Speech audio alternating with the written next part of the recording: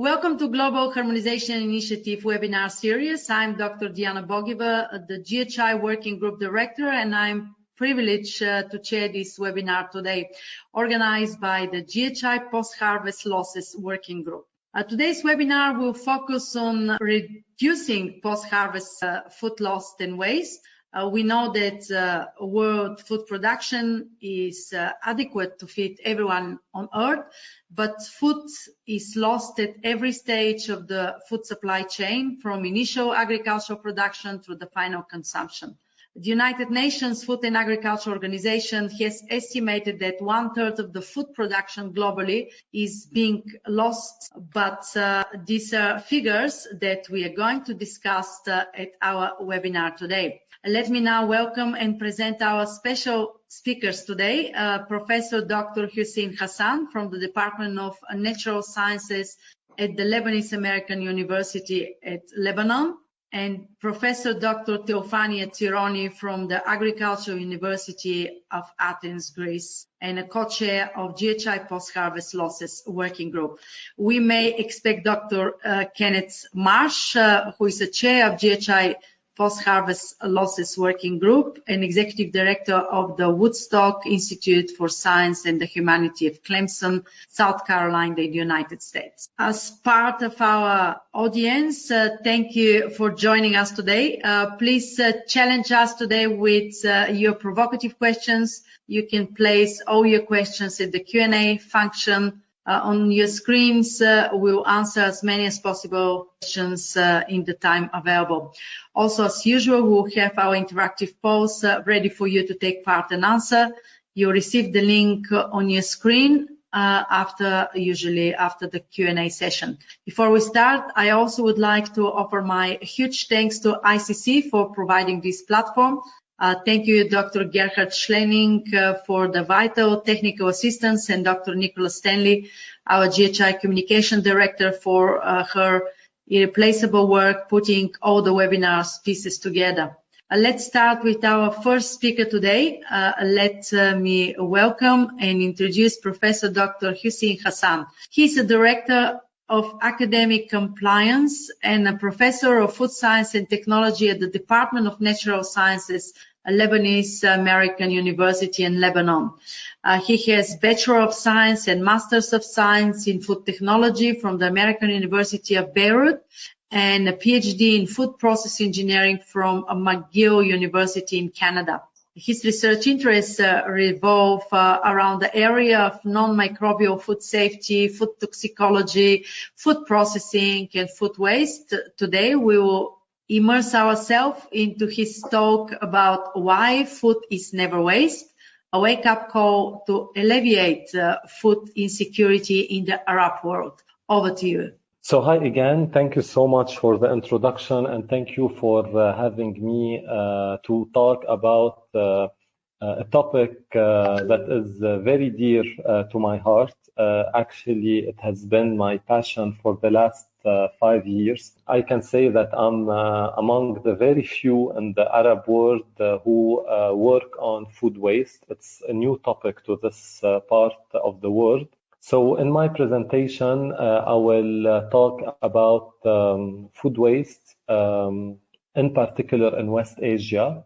The talk is entitled "Food is Not Waste, a Global Wake-Up Call to Alleviate Food Insecurity in West Asia." So let me give a quick introduction about food wastage in case some of you are not familiar with the topic. So in food wastage, we have food loss and food waste. Food loss is the wastage that takes place in the agriculture and farming phases, while food waste takes place at the consumption level. So we're talking about households, we're talking about retailers, and we're talking about hospitality. According to the United Nations Environment Program, the food is wasted around 60% at the household level, around 25% at the hospitality level, and around 15% at the retailing level. up to 1/3 of all the food produced for human consumption is wasted or lost. Again, lost at the agriculture level or wasted at the consumption level. And if we look at this figure, we can see that food wastage is a global problem in developing countries and in developed countries. However, in developing countries, it's more of food loss, while in developed countries, it's more of food waste. In developing countries, it's more of food loss since these countries don't have good agricultural practices. They don't have proper storage. They don't have proper post-harvest practices. While in developed countries, the main problem is the consumption. They overproduce food at home. When they go to the restaurants and dine out, they waste food there. But the wastage problem is everywhere. If we look at this graph, so by the year of 2050, the worldwide population will be large enough that the amount of food produced wouldn't be enough anymore. That's why we need to do something about the food wastage. Because by 2050, the world population will be 9 billion. Therefore, the demand over food will be so high that reducing food wastage will be among the few solutions left. Now, food waste is affected by many factors. We're talking about socioeconomic status, shopping attitude, insufficient knowledge about expiry date, best before date, errors in packaging, misconceptions about food leftovers, and high expectations when it comes to appearance and taste. I will present to you some shocking facts about food waste in the world and in the Arab region, including West Asia. So in the world, we have around 1 billion people who are starving, yet the amount of food lost and wasted is 1.3 billion tons. This quantity is enough to feed 3 billion people. So in other words, if we tackle food loss and waste, we can stop hunger in the world. And as I said, up to 1/3 of the food produced worldwide for human consumption is lost or wasted. The fruits, vegetables, roots, and tubers are the highest wasted food items. Food waste and loss have environmental ramifications. So if food loss and waste were a country, it would be the third largest greenhouse gas emissions emitters in the world after USA and China. So food waste has economic, environmental, and social ramifications. So as I said before, in developing countries, it's more of food loss. In developed countries, it's more of food waste. And unfortunately, in the retail markets and the supermarkets, there is overemphasis on the shape and overall appearance of food. Therefore, anytime the fruit or vegetable has a small defect, the customer would avoid it, knowing that this crop will have the same organoleptic and nutritional quality as any other better shaped product. The reasons why we waste food at home are many. And again, when we talk about food waste, 60% of it is generated by households. That's why a majority of research focused on household food waste. So first, expired food, because many of us go to the supermarket and buy items more than they actually need. So by the time this product is needed, it would have been expired. And this happened a lot during the pandemic. People were shopping food for a long period of time, and this created food waste in this regard.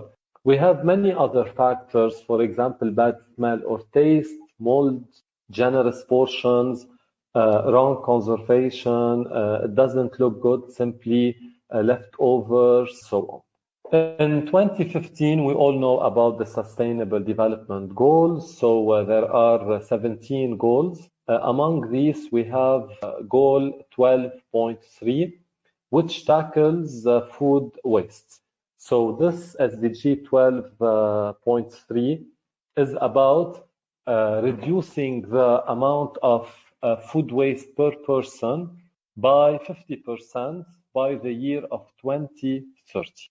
And unfortunately, we're very far from this target, especially in my part of the world. Among the 22 Arab countries, only Saudi Arabia and UAE governments have been working on food waste by establishing baselines in order to implement effective interventions. So only 2 out of 22 countries in the region really care or really are really aware about the food waste issue. In Europe, we waste food enough to feed 200 million people. While in Europe nowadays, 1 in 5 people face the risk of poverty, especially in light of the recent Ukrainian-Russian war. In Latin America, the food wasted can feed 300 million people, while the number of hungry people in that area is 60 million people. So again, tackling food waste can solve the hunger issue. Looking at the region, West Asia, which is part of the Arab world, we're talking about Gulf, Iraq, Syria, Lebanon, Palestine, Cyprus, and Turkey, in addition to Iran. So this is West Asia. We do have discrepancy in food waste generation because this area has both developing and developed countries. So you have Yemen, which is a developing country and currently in crisis, versus just the country next to it, Saudi Arabia, a developed country. So this area is very diverse, and looking at the food waste behavior is a must on individual or country by country level due to these discrepancies among countries, unlike Europe. In Europe, you have more of homogeneous societies. In West Asia, we have different socioeconomic status levels. It's estimated that per person, we waste in this part of the world around 200 kilograms of food per year. At the same time, this topic is not of interest to researchers. Only 2.5% of the world's research output on food waste is generated from this part of the world. Only 2.5%. Food waste is a hot topic in Europe and North America, in Asia, yet in this part of the world, it's not a priority, unfortunately. In 10 out of 22 Arab countries, we couldn't find a single research article on food loss and waste. And 44% of food is lost, 34% of food is wasted. Saudi Arabia and Qatar have one of the highest rates of food waste in the world. For example, in Mecca, Saudi Arabia, which is the holy city in Islam, on average, each wedding wastes food enough to feed 250 hungry people. So we're talking about one wedding. So each wedding wastes food that is enough to feed 250 hungry people. And if we look at different countries, you can see the significant difference. For example, in United Arab Emirates, the food waste per person per year is up to 400 kilograms, whereas in Iraq, it's up to 76 kilogram per person per year. So we're talking about 5 to 6 times difference between Iraq, which is considered a developing country, versus UAE, which is considered a developed country. within the same geographic area. In a study done in Saudi Arabia, it was found that 40% of dinners and 23% of lunch meals are wasted by resident students. Egypt Air wastes up to 50% of the food served, and airline catering companies waste lots of food. In Jordan, a study was done in a university canteen. It was found that 13% of the meals are wasted. In Qatar, for each one meal sold, there is one meal wasted. In hospitals in Saudi Arabia, a study found that 30% of the presented portions to patients end up in the garbage bin. And in Kuwait, a study showed that 60% of households reported they regularly waste food. I will present to you a couple of studies that we published in the last few years. One of them in the Journal of Cleaner Production. It's a Q1 journal.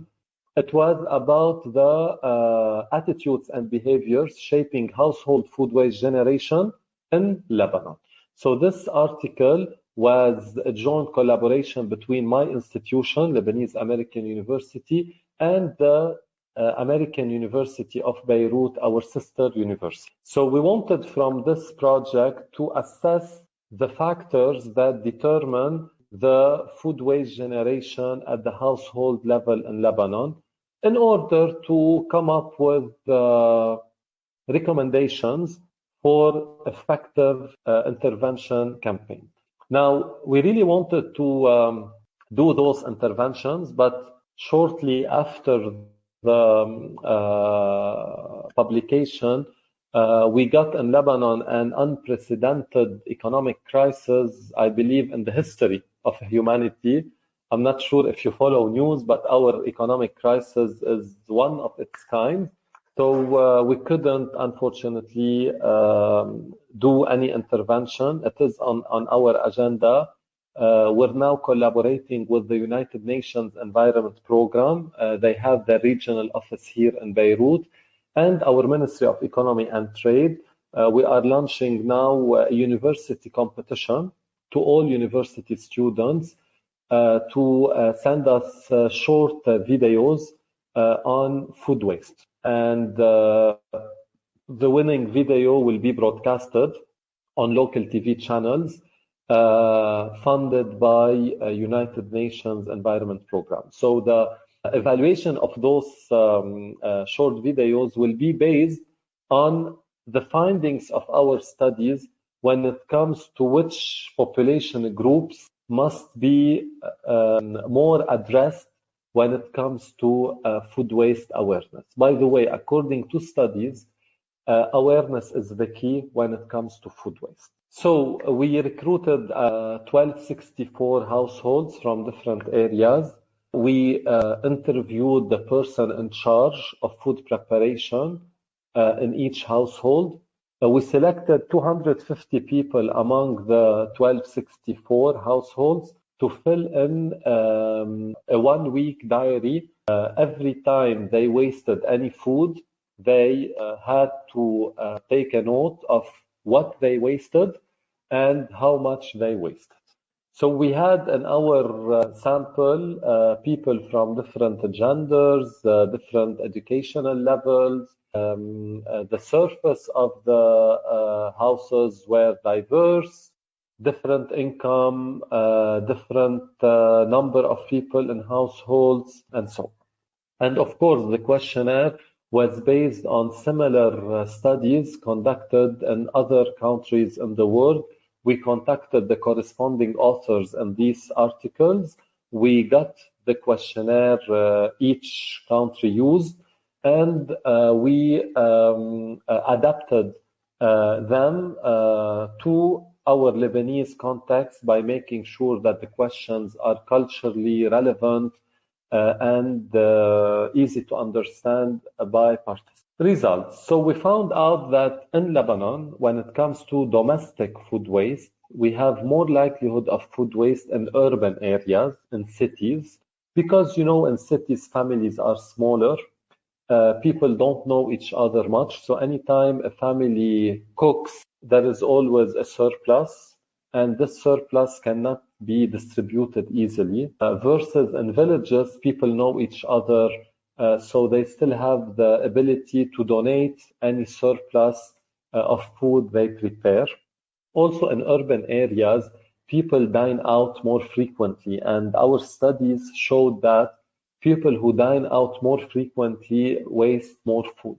Also, being employed and self-employed will increase the likelihood of food waste, since employed people tend not to cook at home. Instead, they order from the restaurant or they go and dine out, and this will increase the food waste. The bigger the family, the more the food waste, because when you have a bigger family, you prepare more food, and this more food will result in surplus that can be wasted. People who buy special offers will waste more food because in many cases you buy things that you don't actually need. Less likelihood of food waste in rural areas with higher education, since we found out that educated people are more aware about the food waste issue and its ramifications.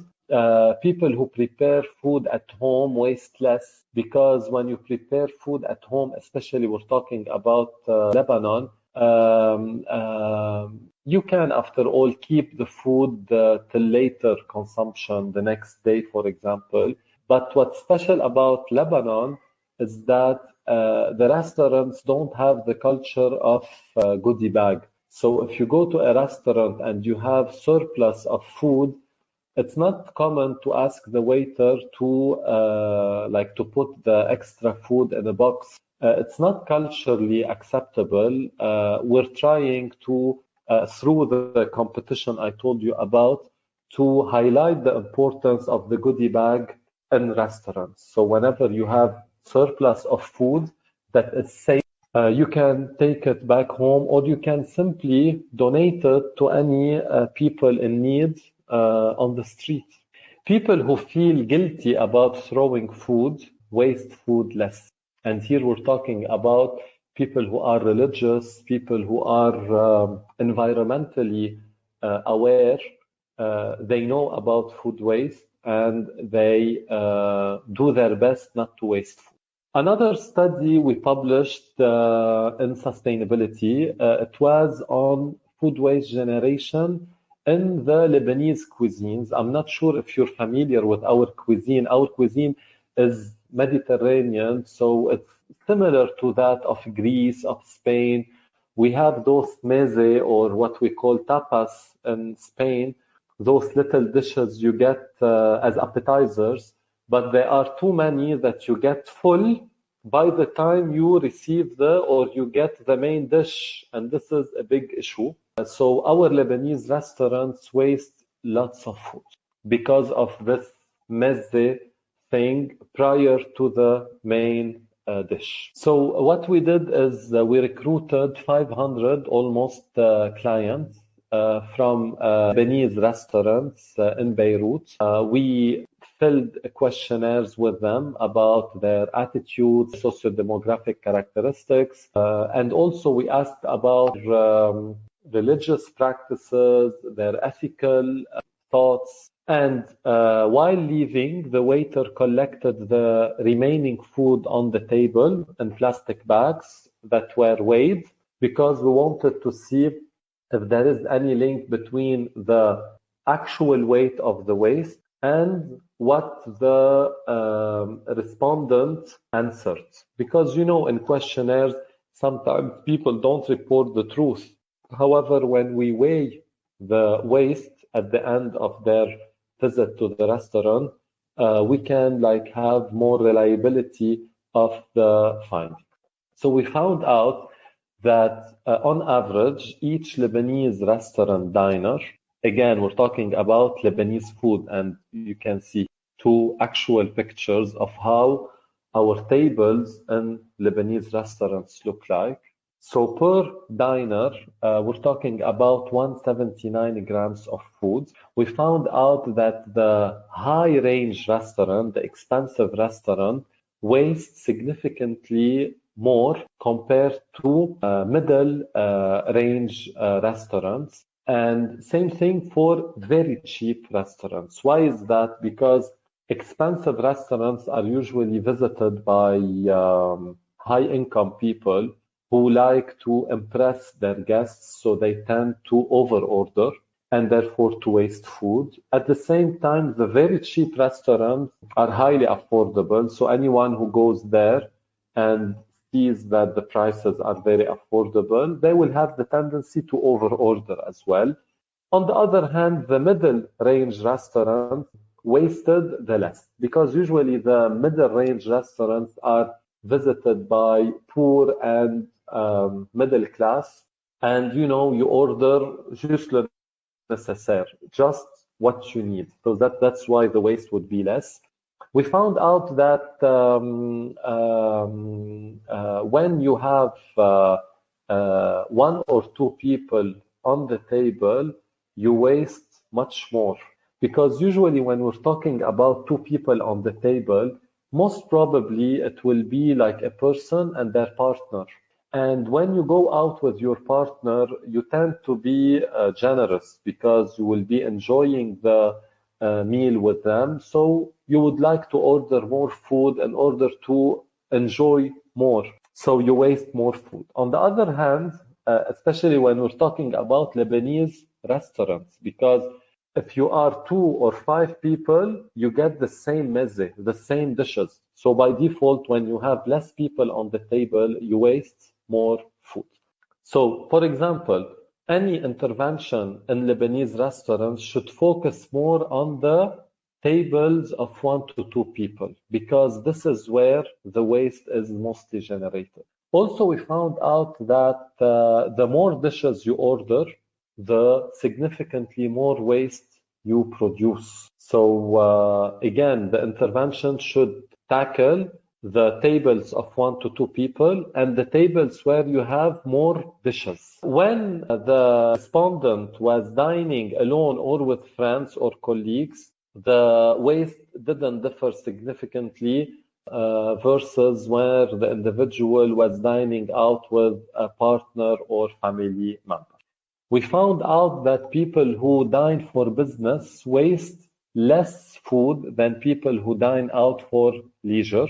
People who smoke shisha, the shisha or nargile, tend to waste more food because when you order shisha, you stay longer in the restaurant, so you tend to keep on ordering food.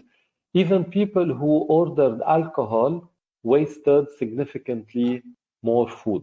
So again, our restaurant intervention should tackle those that serve alcohol and shisha, because diners who drink alcohol and order shisha waste significantly more food.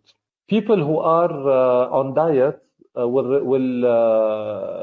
waste less food because eventually they order less food. Being on diet implies your portions should be small, so you will order more food. So all of these findings, whether in households or in restaurants, were important to highlight, and we cannot use findings from studies in different countries because each culture has its own independent variables, its own characteristics that you need to tackle one by one. So these are the suggested interventions. Awareness is the key through media, using culturally relevant messages. We need to raise awareness about recipes from leftovers, and this is something that the United Nations Environment Programme has been active in proposing recipes out of leftovers. It's important to raise awareness about planning for your shopping trip ahead of your visit, because studies showed that if you go to the supermarket without having a list, you tend to buy things that you don't actually need.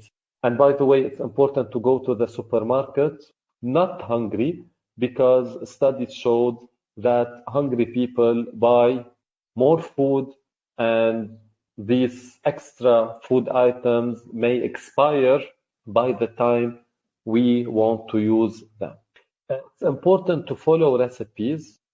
In our part of the world, we don't follow recipes. Usually, moms who cook at home, since in Lebanon the cooking task is given for women, they don't follow recipes.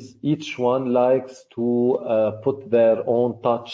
So in many cases, the end product is not acceptable and is wasted.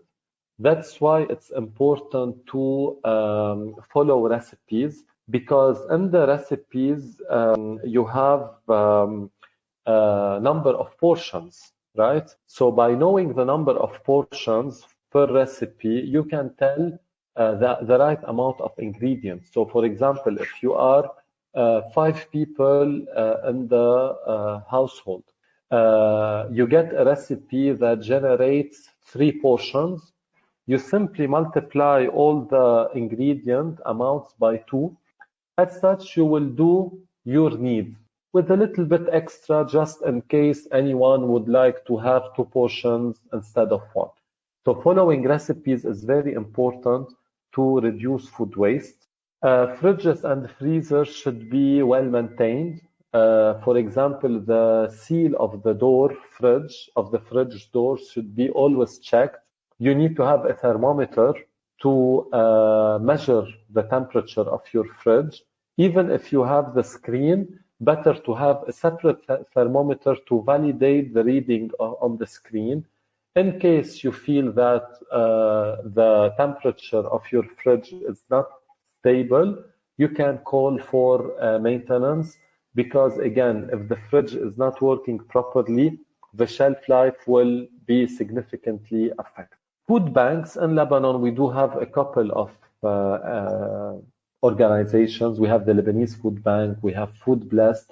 These are very active NGOs that I work closely with, and even my students on campus organize awareness campaigns from time to another, at least once per year, to instill the culture of giving surplus of food to these reputable NGOs. Of course, we inform our students that not any food can be donated, only food items that are safe and of acceptable quality. Now, when we reduce food waste, we save money because we buy less food. We support the efforts to improve the environment. Since the food waste is organic waste, it ends up in the landfills, and therefore we have methane emissions. Pollution is reduced when we reduce food waste, since we will be conserving energy and resources, and also we will be supporting our community by improving the food security and reducing the hunger among people in need. These are few tips to take home. First, practice first in, first out, or first expired, first out. It's important to do an inventory of what we have and check the expiry date. Any item that is near expiry should be used first. Anytime I throw any food, it's important to check what I'm doing. For example, if I'm throwing an overripe tomato, I don't need to waste it. I can simply squeeze it and get very tasty tomato juice. For example, if I have extra apples with low quality, I can simply squeeze apples to get the juice. So if you think about it, there is always a way to make use of any low quality or grade B crop. So always monitor what you throw away. As we said, we always check what we have and plan our cooking activities around the items that are near expiry date. Always follow a plan, follow recipes, prepare what is just enough. In our culture, we tend to use big plates. And this is one reason for the food waste, because when the waste is big in size, you tend to fill it with food. And in many cases, you are full before finishing your plate. On the other hand, if you have smaller plates, you tend to add less food, and therefore the chance of wasting food is less. And this is something we are trying actually to do with restaurants that have a buffet service. So in the buffet service, it's very important to have small dishes. Even on campus here, we were able to convince our hospitality services department, anytime we have reception, anytime we have, even in the student cafeterias, they replaced all larger plates with smaller ones. And we noticed that the amount of food waste became lower because of this simple practice of replacing large plates with smaller plates. Also, whenever we have safe and high quality leftovers, let's share them with friends, with family members, because the culture of sharing is nice. And when we share food, we can get closer to our family and friends. Leftovers can be stored in the freezer for a few days and consumed at a later day without any quality deterioration. Now, when it comes to food waste, wasting animal-based meals is more harmful because, when you waste meat, you are wasting water, animal feed, you are wasting lots of resources versus when you waste plant-based meat. So this is another reason to go to become vegan or vegetarian, to have less impact on the environment from any food that we waste. Remember, best before doesn't mean the food is no longer edible. It just means that the quality of the food is a little bit inferior. So this is something we need to tackle all over the world. The best before date is really nonsense. It's increasing food waste, and it doesn't really have a meaning. So you don't really need to follow this date. The food remains safe after this date, but the quality will be slightly lower. Embrace all fruits and vegetables. Let's not always overemphasize on the shape and the overall appearance of the fruits and vegetables. And as I said, reduce serving sizes. Fridge and the freezer, again and again, we need to store properly the food and then to check their temperatures, to donate food that we do not consume. Don't go hungry to the supermarkets. Again, always prepare a list of what you actually need. And when all else fails, consider composting.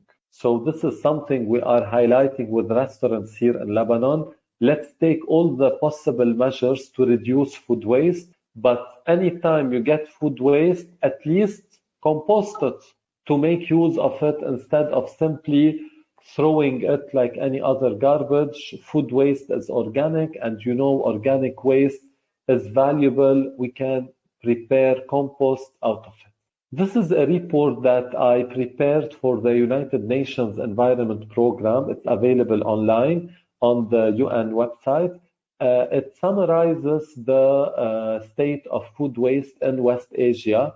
So we compiled all data related to food waste, including efforts by the government, including community initiatives, including any laws in our part of the world. And we proposed some solutions to address the issue of food waste in the air. Thank you for listening. I hope I didn't exceed the time, and I would love to take questions from the audience. Thank you very much, Dr. Hassan. Very fascinating presentation, and I like all the analysis and the intervention that you have proposed. You mentioned that we all saw it, that 88% of the people that you were interviewing, I think this was in the first study that you presented, are feeling guilty when they're throwing food away.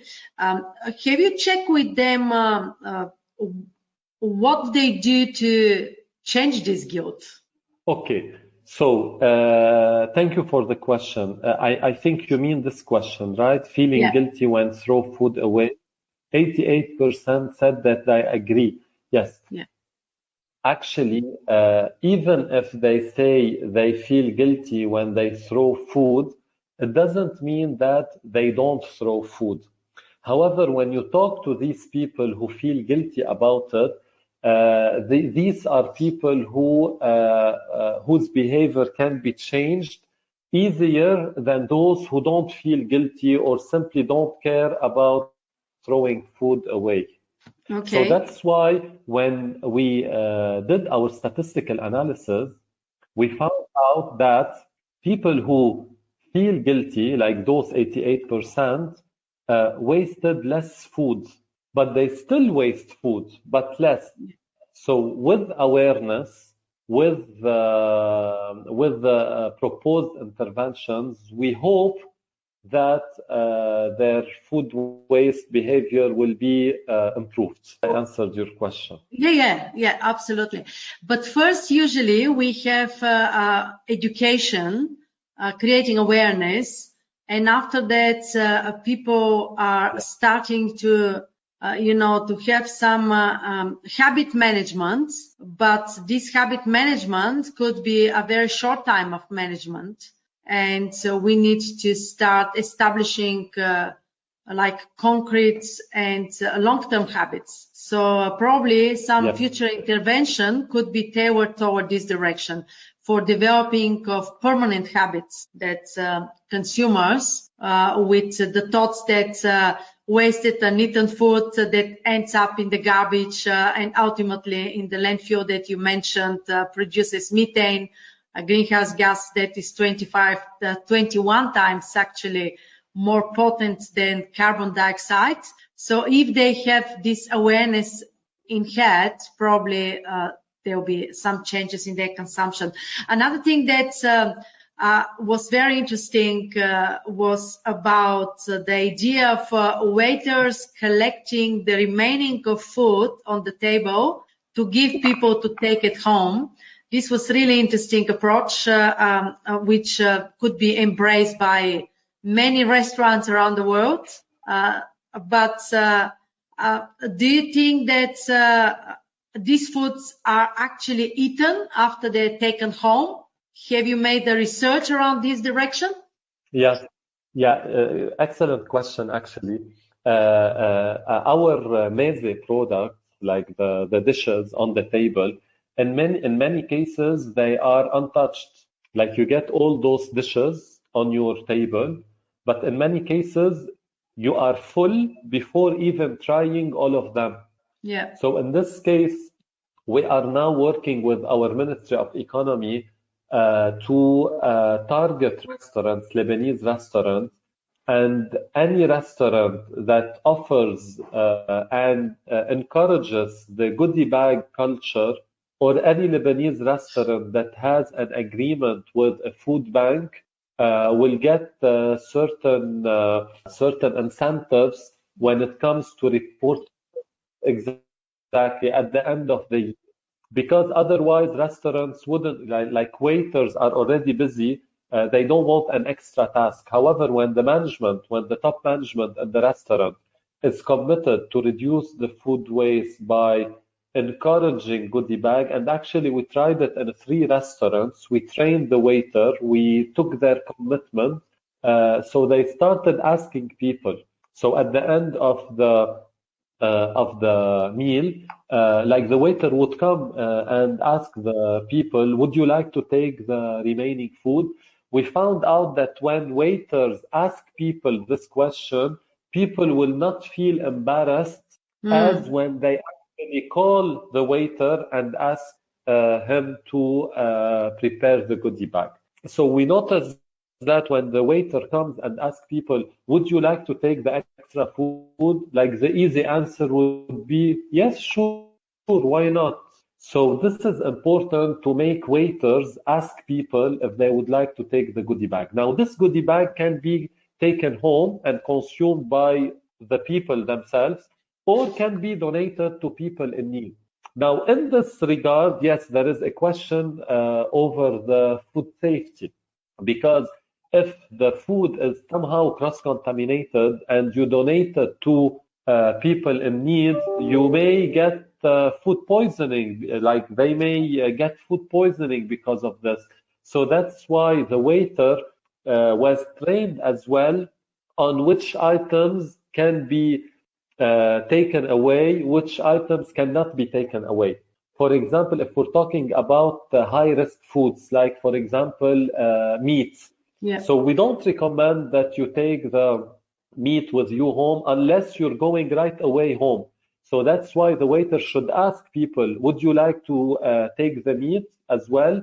So the diner should decide if they want to take the responsibility for this or not, because if they are not going home right away, they are going for shopping and then they are going home, leaving meat, even if cooked at room temperature, will increase the microbial load, and by then you may have like poison.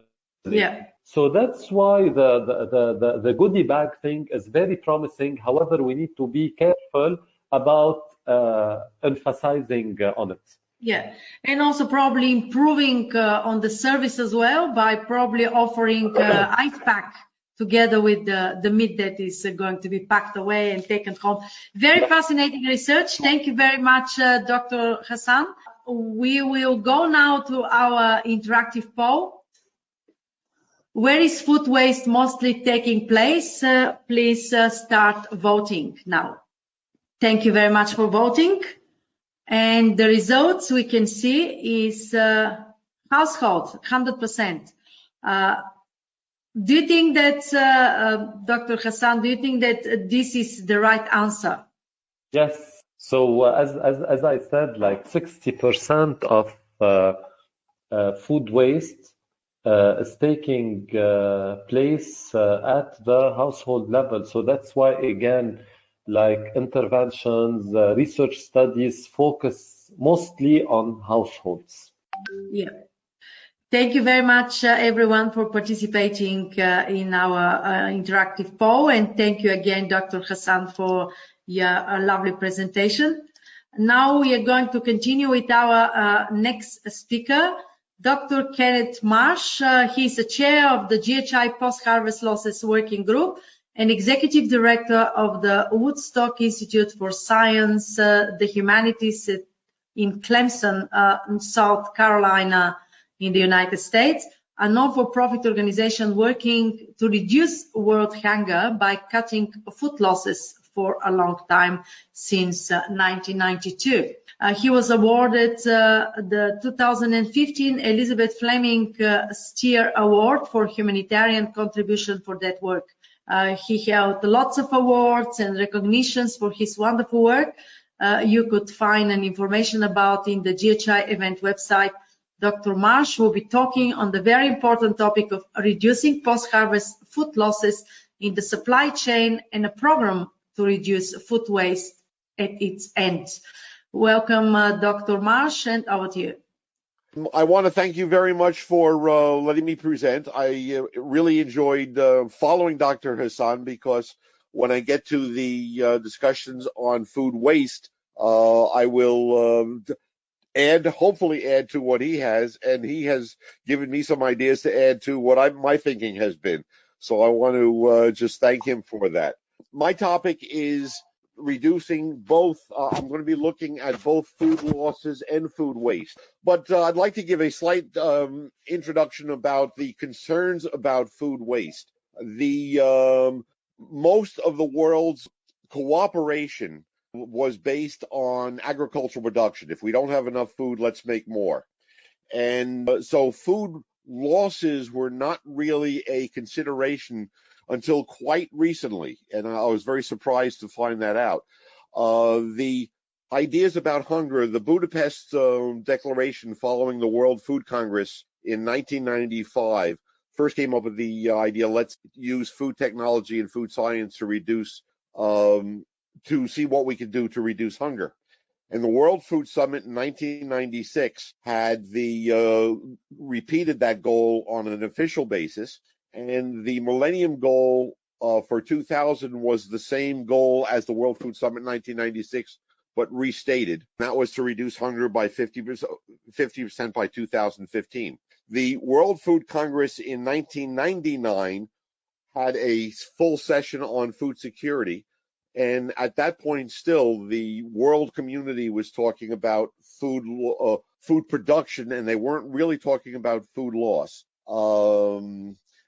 At the World Food Summit 5 years later in 2002, the FAO had the summit to see what we can do about food loss, not food losses, to do about hunger, because the goal to go for 50% was not being met, and with, quote, business as usual.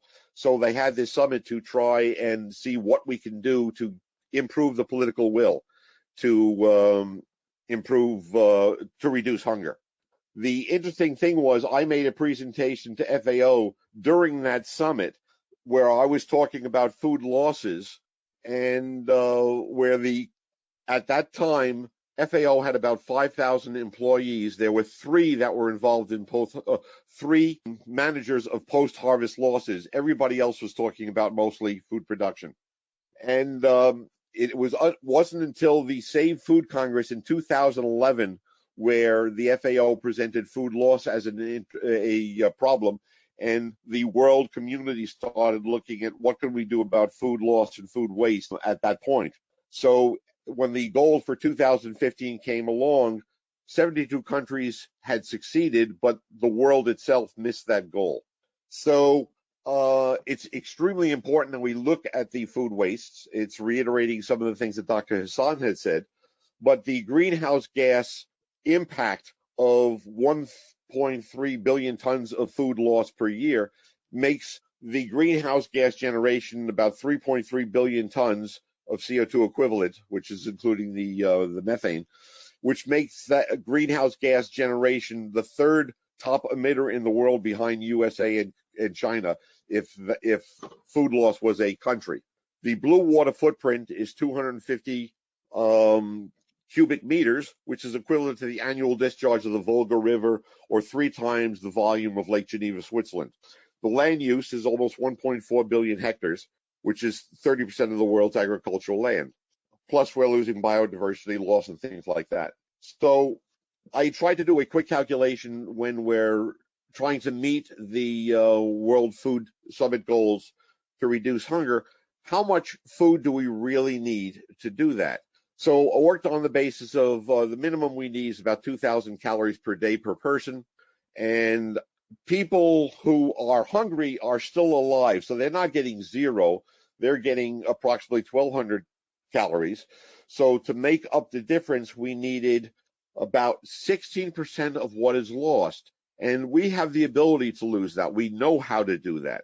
So what I started, I broke the seminar into 2 parts. The first part is going to be on food losses, which defining as the losses during transportation, distribution, storage of foods. And then I'll go into food waste, which is more of what Dr. Hassan was talking about, which is the food waste is defined as the discard of edible food. So if we look at the hunger map, we can see where there's more of a concentration of hunger, and trying to relate this back to where we have helped to reduce losses. And there are many different paths to reduce the food losses. One is regulatory reform, which is the reason that Global Harmonization Initiative was formed. I will talk about these others, cutting food losses all the way down the line, food waste, and a idea that was presented by a number of years ago about economic development with village food processing. It's just another idea that's a very good one in my opinion, but it's another approach to reducing losses. So starting with the cooperation to reduce food losses en route to the consumer, I try to take the many different ways of reducing these losses and putting them together. This was developed over the past 20 years. So the first one is to promote international cooperation of post-harvest technology. I already mentioned about reducing taking food regulations to reduce food losses. One of the ideas that I just want to present, I'm not going to go into any detail on this, but if we consider when we talk about food safety, the government organizations have to choose what they are going to regulate. And if we have something that's distasteful, like how many insect parts can we have in our food, the easiest thing to say is, well, I don't want any insect parts in my food, so let's ban insect parts in my food. Well, the truth of the matter is that if you ban all insect parts, you're now basically banning all foods. So it's not that we want to ban all insect parts. We want to keep our food safe and not eliminate foods unnecessarily. So it's not a matter of saying zero, it's a matter of how many. So what I am thinking is that we can modify those regulations such that hunger is considered a food hazard and considered in the analysis, so that we figure our risk-benefit basis on including that as a problem, so we don't automatically discard the food. Just come up with a balance on that. The economic development through village food processing I already mentioned.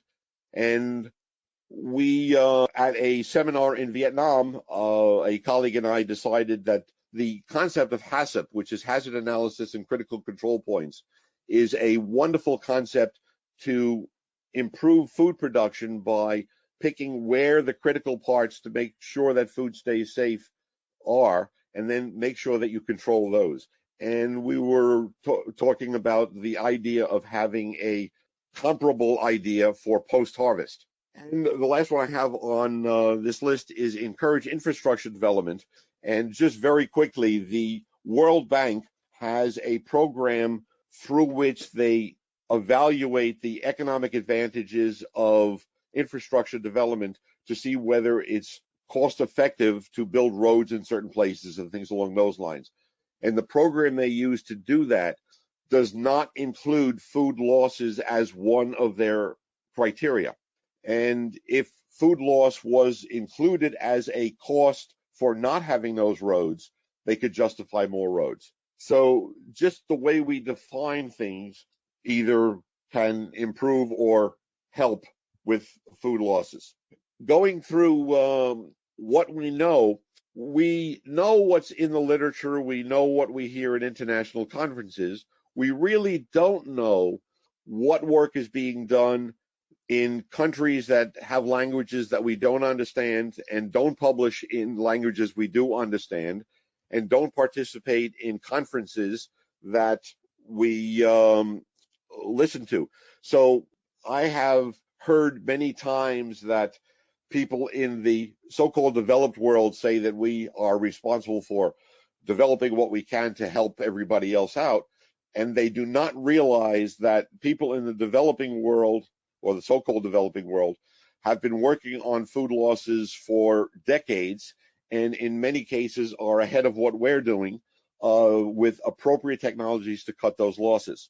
But we don't know about a lot of those efforts. So one of the things I am proposing for this international cooperation is that we look at what is happening in countries that we don't think have these technologies that really do, find out what they're doing and see if we can help exchange those to other countries.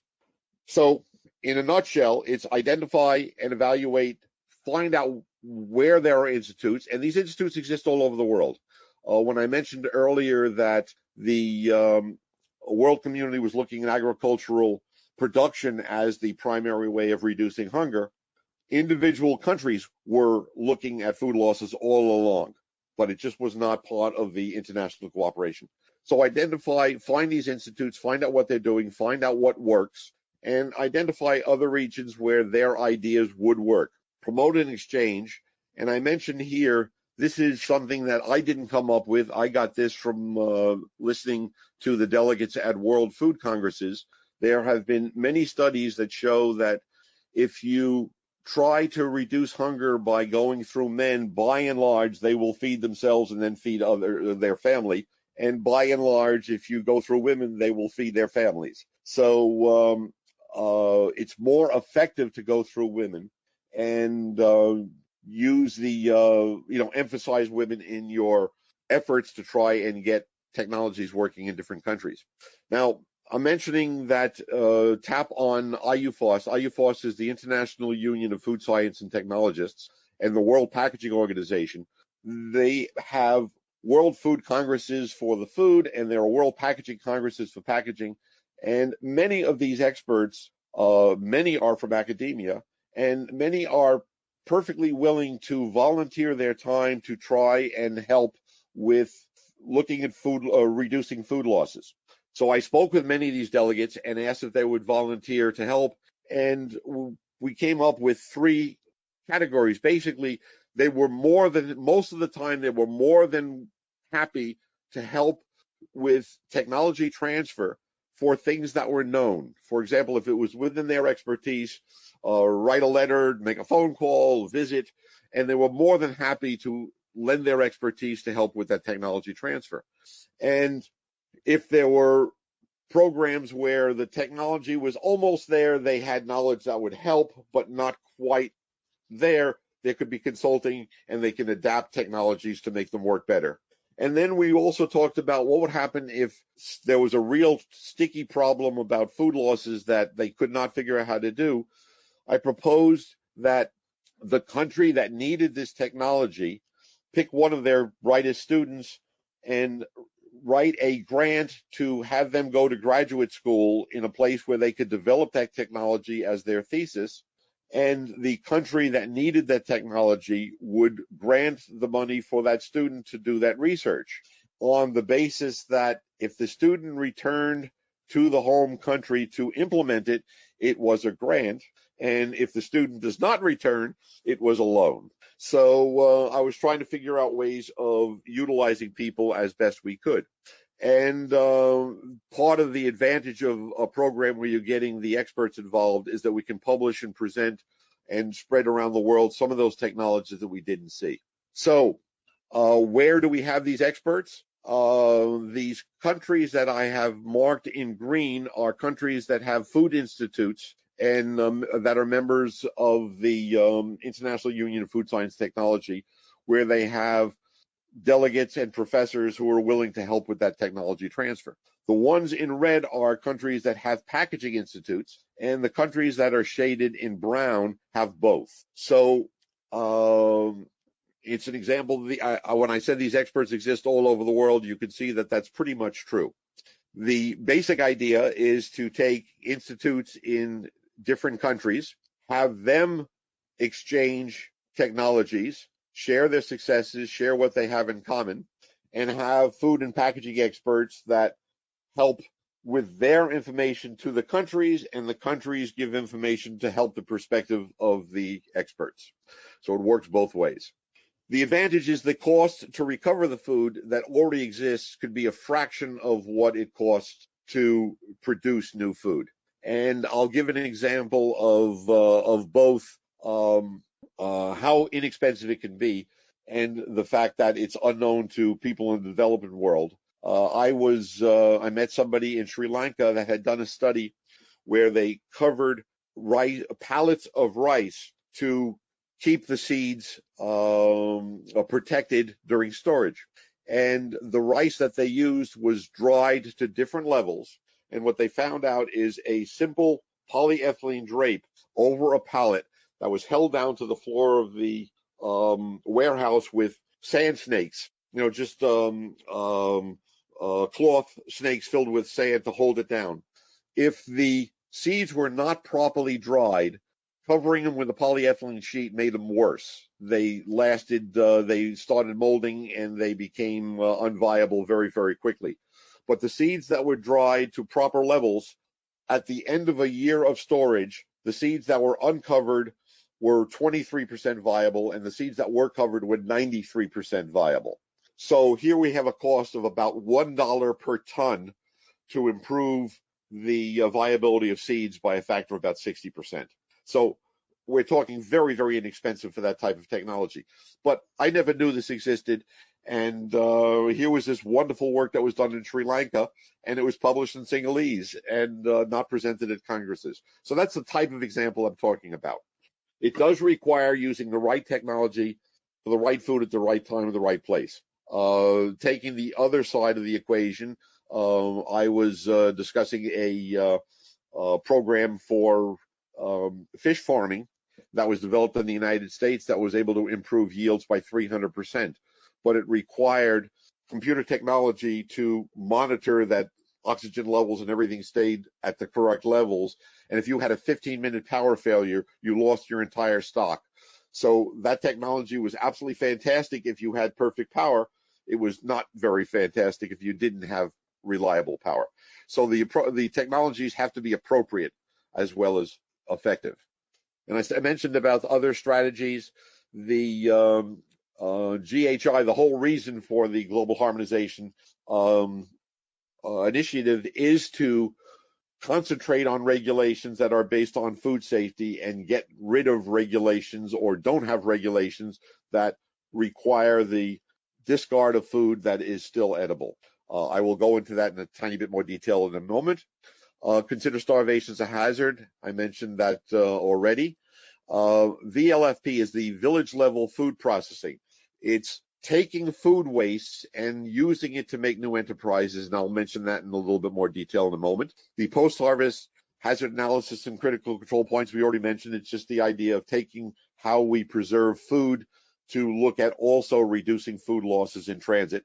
And I mentioned the infrastructure development with that evaluating how and when you can justify road construction should include the fact that if food loss was considered, that is a cost of not having those roads.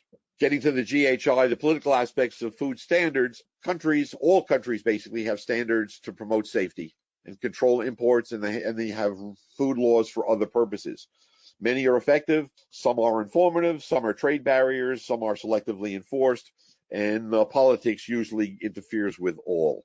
So the global harmonization is designed to concentrate on those related to safety and not regulate things on size, blemish, shape, color, try to influence the market, things along those lines. The Dr. Hassan mentioned about the best buy dates. The food regulations, at least in the United States, but most places, require that you have to be able to track food products. And they have to have a date on them that says when they were manufactured and when and where. And they had code dates, and those code dates were usually only understandable by the countries that were involved. They became code dates in recent history, and companies decided to use those code dates to advantage by saying best by, used by, things like that. And they have some relation to quality, but they are dates that are chosen by the companies to promote a combination of quality, but also they are usually very conservative.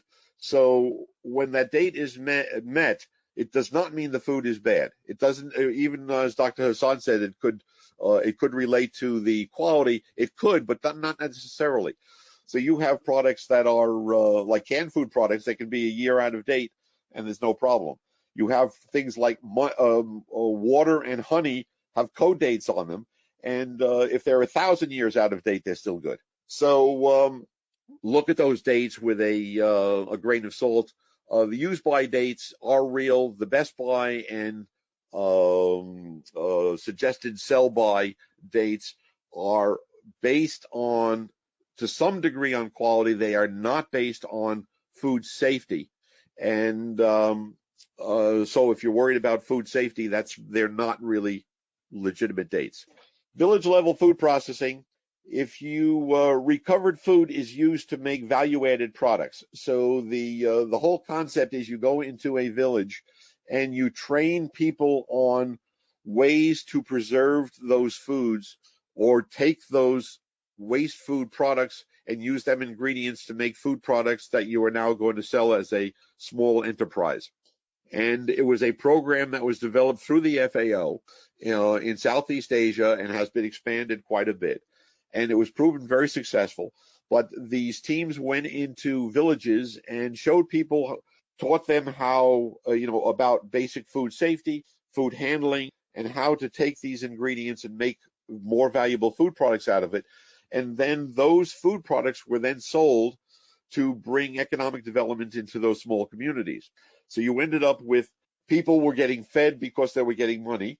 Food was not being wasted, and it was used to generate income, and everything was improved. It was because you're using those food losses to both reduce hunger by having more food and reduce hunger by giving people more money to buy that food and more energy to get out of hunger. So it was a system that was beneficial all along the board, and the FAO has expanded that system to other places. And there are other efforts that are related to that and not necessarily directly related. Ball Corporation in the United States had these mobile canning centers where they would go to communities to show people how to can products. Same idea, not necessarily making a small enterprise out of it, but showing people how to preserve food. And companies like Multivac and Bosch had examples in Africa where they were bringing food products, preservation products around to different communities to show people how to do that. Reducing food waste. Waste occurs, and I think you've already heard a lot of this, it occurs at all different levels along the line, in supermarkets, sell-by, hospitality, restaurants, etc. So building on what Dr. Hassan said, can we recycle? Can we, I'll go through just a couple with both household and others. The plan is to improve the awareness of food. Let's talk about at the household level. One suggestion is a pay-as-you-throw program, which basically says instead of throwing out food waste with your garbage, have a municipality have bags that are inexpensive but biodegradable bags that you have to put your food waste in, and they're picked up and then used to be composted, and that compost can be used by the city and individual people. So there would be a small cost to you throwing food away. The major advantages would be that you're now seeing how much food you're wasting. And I think if people start seeing how much food they're wasting, they'll waste less. And also, the municipality will make some money on those bags that they're selling for the food waste, and they will use that money to develop commercial composting systems that allow them to convert that food waste into compost, sterile compost, which is what commercial composting is all about. And so that'll be an advantage. And then when people start throwing out less food, there'll be less bags, there'll be less revenues to the city, but they've already developed that system. And people will start saving more money than they paid for the bags. So it'll be actually good for the consumers as well. So everybody benefits along the line. The only negative is that this is, quote, a tax, so that looks bad. And that'll be a problem for it. But the idea of putting a slight cost on throwing out food and then being able to regenerate the use of that food, either as the food or nutrients, would be beneficial all along. It would educate people. It would so it would have basically all advantages. Waste becomes more visible, as I mentioned. The expanding on what Dr. Hassan said about restaurants, my favorite restaurant in the world was a restaurant I went to that had one item on the menu, and it was they had one of the portions was they served you a small portion, but you could ask for seconds. And if you wanted thirds, you can get thirds, fourths, fifths, sixths. In other words, you can eat as much food as you wanted, but they served it in small portions. So every portion you got was fresh, right out of the fryer, delicious, and they would not serve more than you would eat. So what I'm proposing is having restaurants consider two options. One, standard portion where they compete the way they do now, and people can take home that goodie bag, as Dr. Hassan mentioned. But a second option would be you get a smaller portion. You are not forced to eat this huge portion so you can finish everything on your plate. And the model is satiety, not gluttony. And then you eat as much as you want, but they don't have that take-home option. And I think restaurants could offer both. They would cut their waste. People would eat the amount that they need to feel good, not the amount to get stuffed. And I think everybody would benefit. You could do something similar at the commercial level In France, I saw a place where they were collecting food waste from restaurants to be used for composting. So this can be done at the hospitality level as well. The outcomes: more food, less waste, resulting in less hunger and a more sustainable future. So the bottom line is it's possible to reduce food loss and waste by that 16%. Enough food to end hunger. It's within our reach. We know how to do it. The problem is the political will doesn't exist, and that is another problem that is for another day. Thank you very much. Are there any questions? Thank you, Ken. This was wonderful. I would like to ask you, you mentioned actually composting, which was very interesting idea. I was thinking, does composting prevent food waste?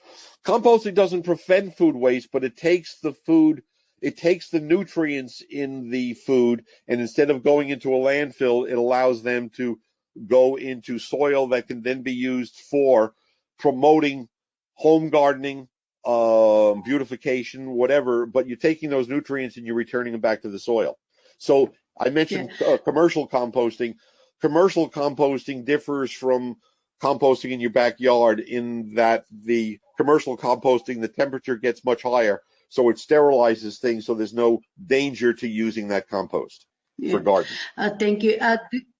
Do you think modern technology, mentioned this in your talk, probably like blockchain or some sort of software monitoring different phases of the food production, including probably tracking, like the provenance of the ingredients, how they are made, where they are stored, and everything, could help with the food waste issue?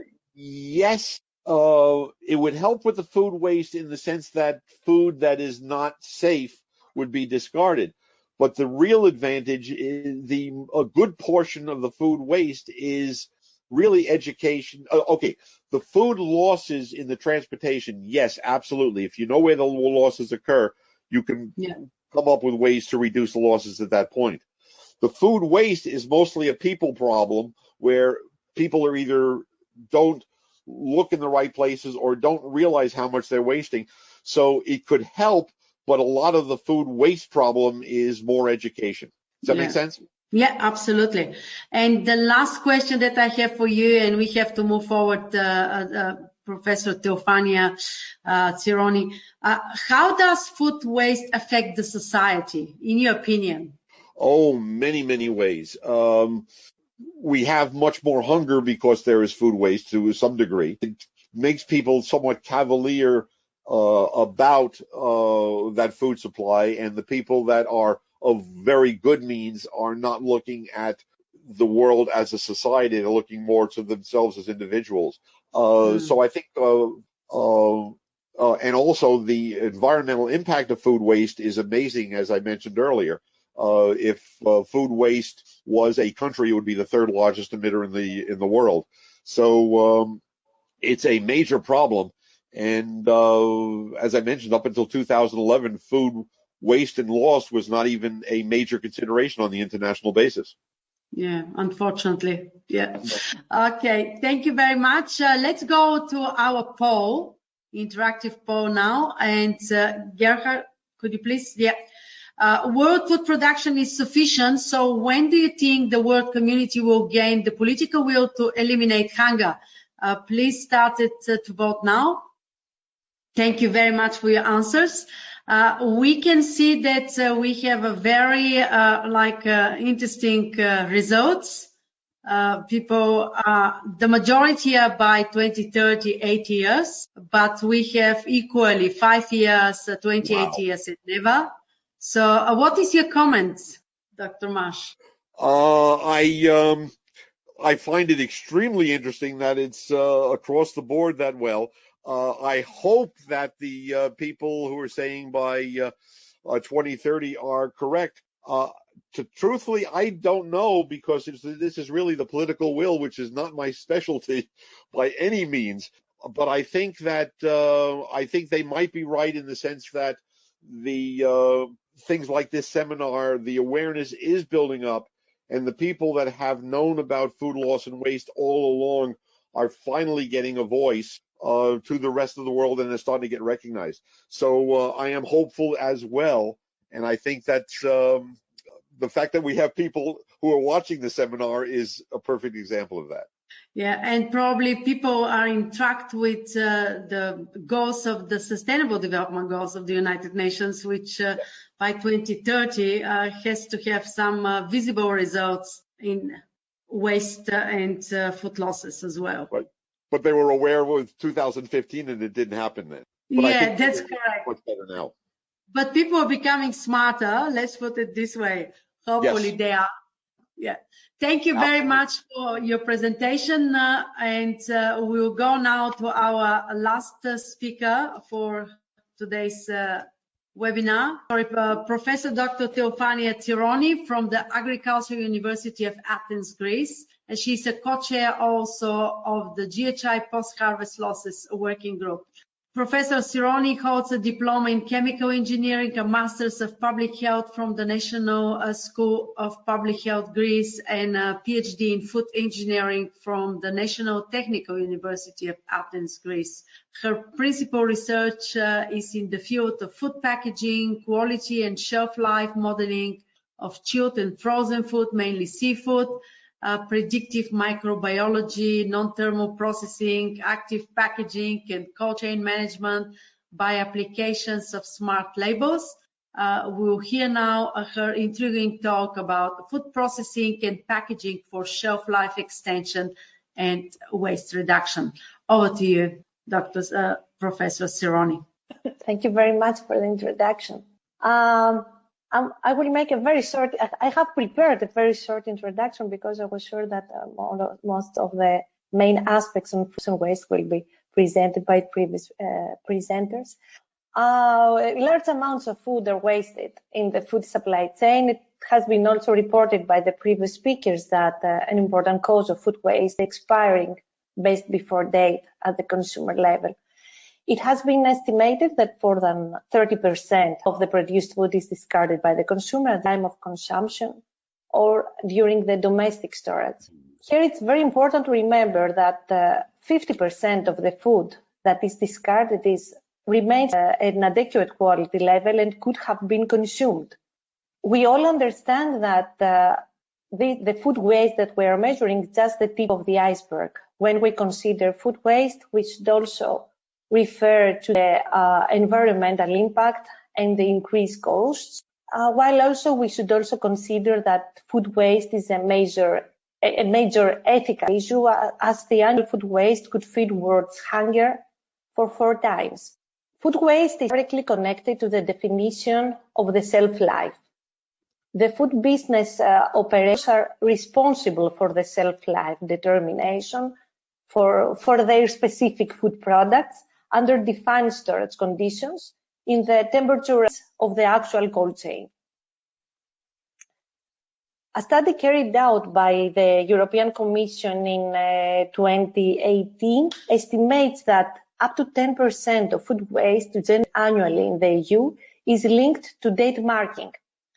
However, in most cases, eating a food product after its expiration date doesn't mean that there are food safety issues, while at the same time discarding foods that after a limited period after their best before date often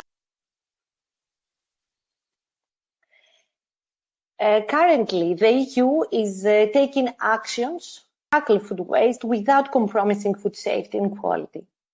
The better understanding and use of date marking on food, which are used by and best before dates, can prevent an EU and globally. As we can see here, the percentages of food lost and wasted at the various stages of the food supply for cereals, pulses, and fruits and has been estimated by FAO. A comparison between the two figures shows that the maximum values of losses and waste are higher for fruits and vegetables than for pulses at all stages of the supply chain.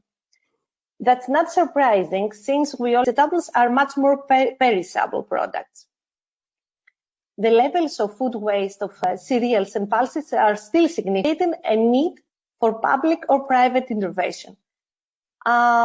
Significant amounts of food are lost in the transportation, processing, and packaging stages, mainly due to lack or due to inadequate machinery, insufficient or excessive drying or crops or systems. Now for fish products and for highly perishable meat and animal products in general, important causes of loss include improper harvesting, handling, or storing practices. Harvesting techniques for fish that may lead to the capture of products, of fish products that are unsaleable because they can be unwanted or even inedible product species. Considering the quality loss resulting from the mechanical damage of fruits and vegetables, FAO has introduced some improved sustainable bulk packaging systems, along, of course, with good post practice to transport fresh produce. Prevention and the reduction strategies are ineffective means for limiting food waste. By changing the practices in ways that will eliminate or lessen the volume of spent and unusable materials, companies are currently best positioned to meet waste usual goals and may also away the costs while improving the product. Several additional opportunities exist for food scientists to reduce food waste through means other than food processing, which are maybe packaging improvements, shelf-life extension, and supply chain. So we'll see step by step how we could reduce food waste at these different stages of the supply chain immediately after harvesting. This first can be achieved by the application of methodologies for the produced food. Nowadays, the development of new food processing methods or novel combinations of existing technologies show the potential to achieve shelf-life extension of perishable food, improve management, and reduce the food waste. The advantage of the thermal processing over traditional thermal processing methods rests on a better retention of nutritional and sensory properties and most shelf-life extension. For example, for a very perishable product such as fish, high hydrostatic pressure may lead in improved quality stability during refrigerated storage and significant shelf-life extension in terms of microbial growth, physicochemical rotation of fish fillets, which means that we can store fresh fish for much more time compared to the fresh treated fish products and reduce the waste. Another method, osmotic dehydration, which is a milder food processing method that reduces the water activity to levels that microbial growth is significantly delayed, may extend the shelf life of fish up to 50% without affecting the quality and the sensory properties of the fish. So these methods may be a good example for extending the shelf life of food products. Packaging is another factor that affects food preservation and can extend the shelf life, and under this context, reduce food waste. Modified atmosphere packaging. That's not new. It's a food preservation technique that is achieved by replacing the oxygen inside the package with a protective gas mix. It's often used for fresh produce, while also for meat and fish products. Currently in the European market, several fish products are packed under modified atmosphere so as to achieve a 3 to 4 day shelf life extension and enable the aqua reach more distant markets. The removal of oxygen inhibits the growth of bacteria. It slows down the process of food quality decay. And together with lowering the storage temperature and maximizing the levels of hygiene during production and packaging, the product will stay fresh for significant packaging. Within the packaging aspect, we have also the opportunity to select the active packaging systems. In active packaging, the traditional role of packaging is accompanied by the preservation role of microbials or antimicrobials or antioxidants. Active packaging is generally the packaging that can extend the shelf life or improve safety of food while maintaining the quality of the food. On the other hand, intelligent packaging systems provide the user with visions of the and a very quick and effective estimation of the quality level at the remaining stage of the supply chain. Active and intelligent packaging offer new approaches to reduce food waste and loss in the era of reduced processing, additives, and increasing the supply chain in current manufacturing schemes. One category of active packaging technology that is also currently commercially available focuses on the enhancement of modified atmosphere by bringing CO2 into the packaging headspace. The CO2 has the bacteriostatic activity and inhibits the microbial spoilage of perishable food. This can be fish and meat product conditions. The recent trend is to develop even completely edible packaging materials that are also biodegradable and can be used for the packaging of food products. Edible packaging may be used in the form of thin layers of materials to coat or wrap the food products and extend the shelf life and reduce the required polymers for food preservation. So under this context, we will also have waste reduction. Here we can see an example regarding the application of a chitosan-based edible coating that delayed microbial spoilage and improved the appearance and thus extended the shelf life of gillhead sea bream fillets by 3 days at 2 degrees C. Now, if we combine the aspect of edible packaging with the active packaging, we can incorporate natural antimicrobials to these edible packaging materials and achieve even a 10% fish. Another example of edible and active packaging is presented here for a plant-based food, which is whole cherry tomatoes, including an active pad incorporated inside the package and release basil essential oil into the headspace of the tomatoes, and a carboxymethyl cellulose-based edible film, edible coating in this case, protecting the tomatoes from.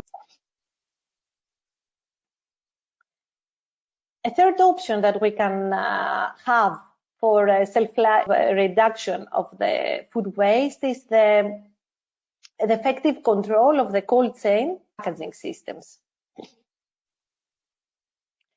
The control atmosphere storage refers to the constant monitoring and the adjustment of the CO2 and oxygen levels within the gas-style fresh fruits. In this case, maintaining the correct levels of CO2 during fruit spoilage accelerates when levels of CO2 is above a certain point, which is specific for its target food. Here I show you a color changing label which detects the presence or absence of carbon dioxide levels during the bulk transportation of fruits, which gives an indication that a corrective action. On the other hand, the modified atmosphere packaging, we can understand until the package is opened. There are available integrity indicators that can indicate the remaining shelf life of modified food after the opening of the container. The simplest integrity indicators are just time indicators, information about how long a product has been opened. The label is, in this case, especially for perishable foods, it has been reported that the temperature conditions of the real cold chain deviate from the recommended rates, which drastically reduce the remaining shelf life of these products. Since the temperature is one of the most important factors that influence microbial growth and quality parameters, these temperature fluctuations that occur during food transportation and storage before the delivery to the final consumer can affect significantly fish quality and shelf life, as we see here. We see at the upper figure under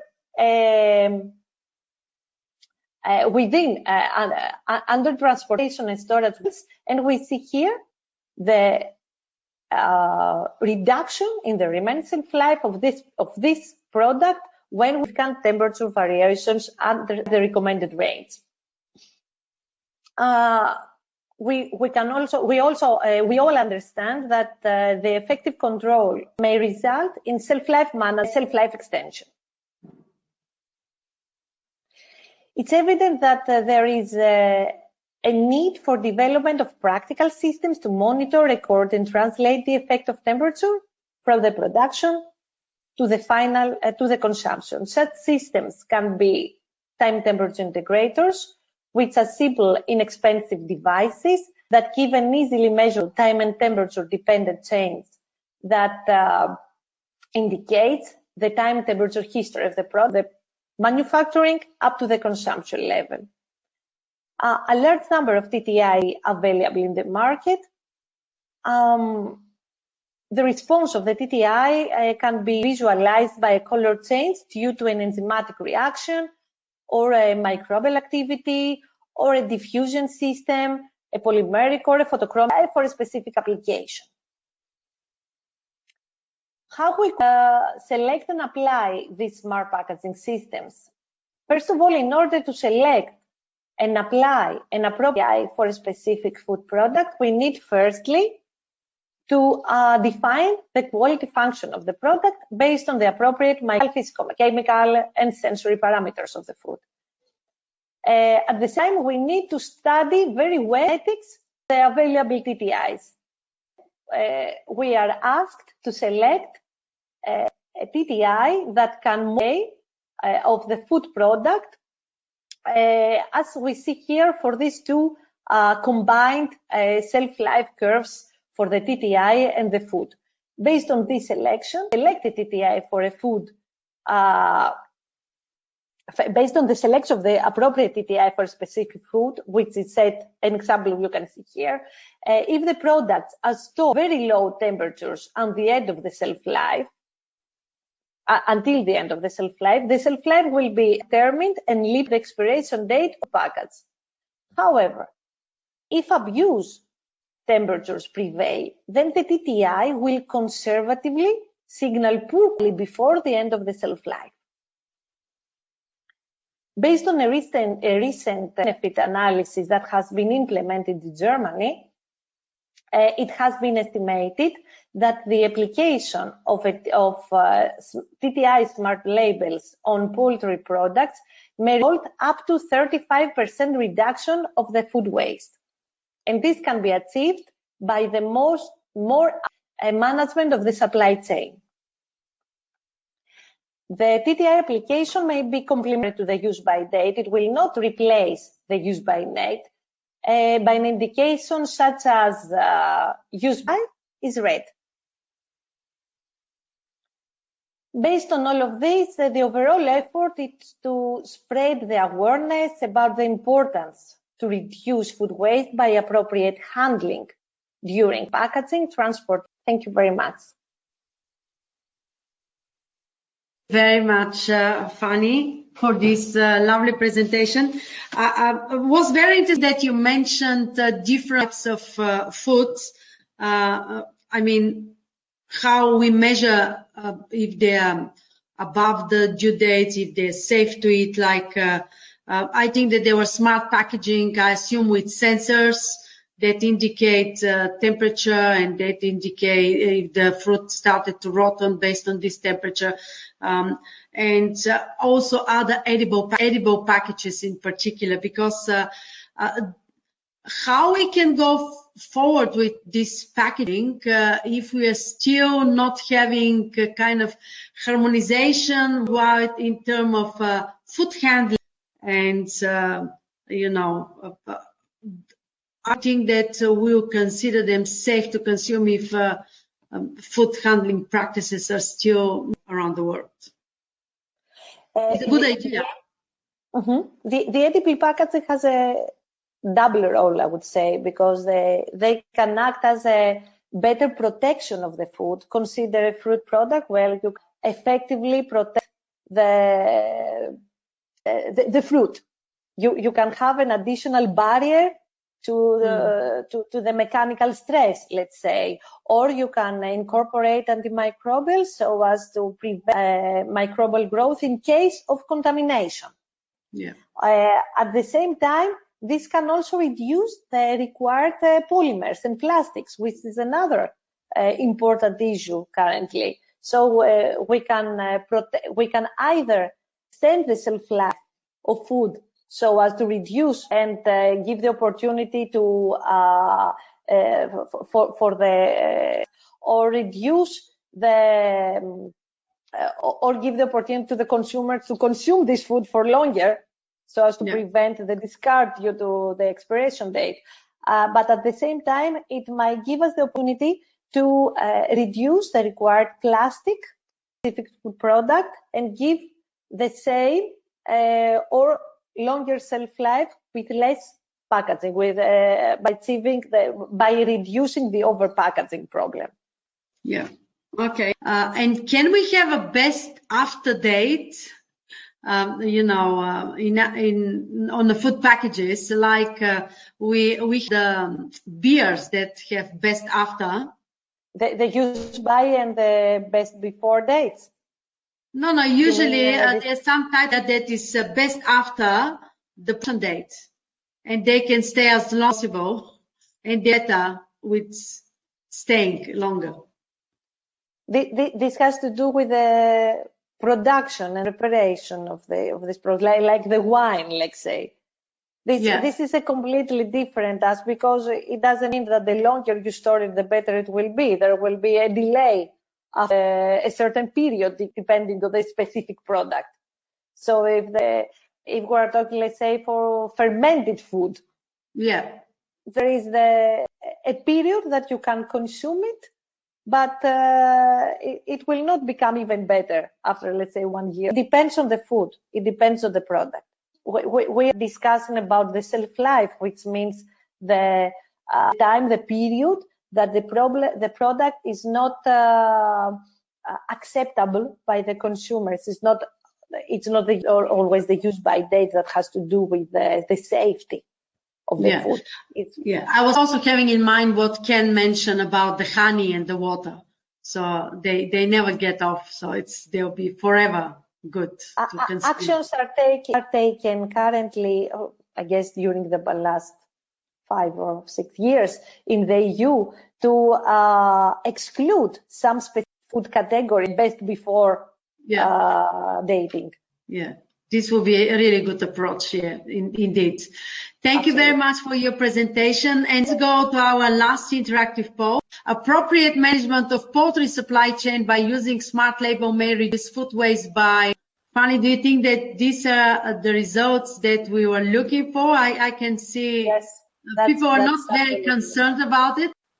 This was clearly indicated in a previous slide. The issue here is that you can eliminate food waste just monitoring the cold chain. We need also to maintain the temperatures at the appropriate levels, and we need to bind effort.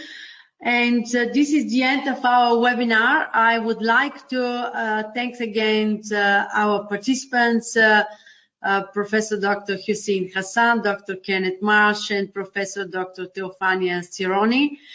Thank you to our audience for being with us and being to inform themselves about food loss and waste. Thank you, Dr. Gerhard Schlenning, for your technical assistance, and Dr. Nicola Stanley for making this webinar possible. Be happy, try to learn new things, stay safe, healthy, and curious, and see you next time.